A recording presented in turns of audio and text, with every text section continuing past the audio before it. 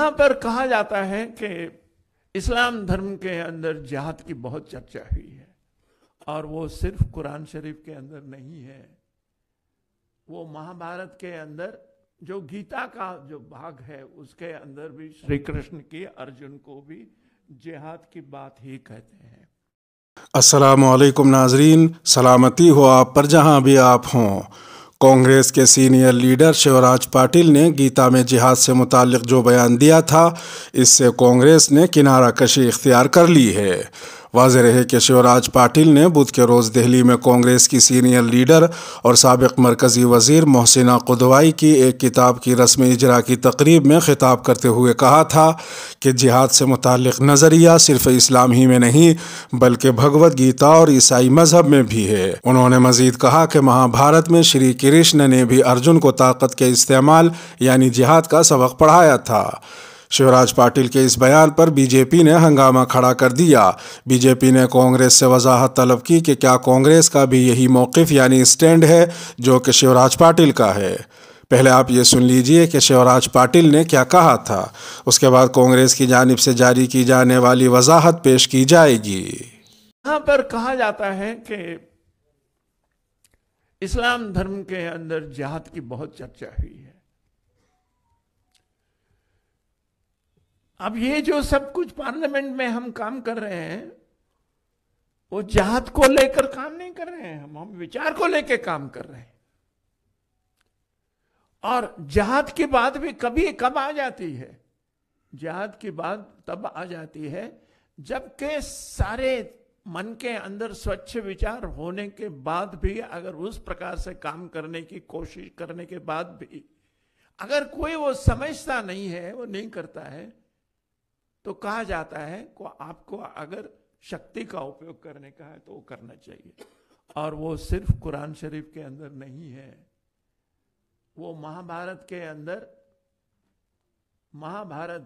अंदर जो गीता का जो भाग है उसके अंदर भी श्री कृष्ण की अर्जुन को भी जिहाद की बात ही कहते हैं।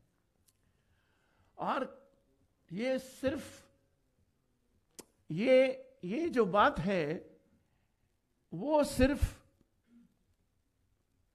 ये कुरान शरीफ में और गीता के अंदर है ऐसा नहीं है, मगर जो क्रिश्चियन लोगों ने लिखा है, जैसे कृष्ण ने भी लिखा है और उन्होंने लिखा है कि I have come here not to establish peace but I have come here with sword also.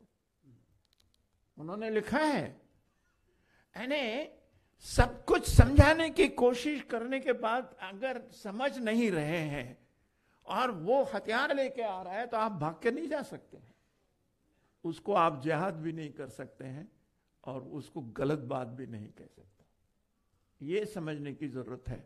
ये तो नहीं होना चाहिए, हथियार लेके समझाने की बात नहीं होनी चाहिए। अगर ऐसा हुआ तो नहीं है।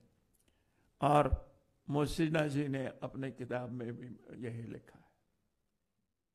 कांग्रेस पार्टी के media communication head Jairam Ramesh ने इस सिलसिले में अब ट्वीट करके सफाई दी है और शिवराज पाटिल के इस बयान को जो आपने अभी सुना नाकाबिल कबूल करार दिया है।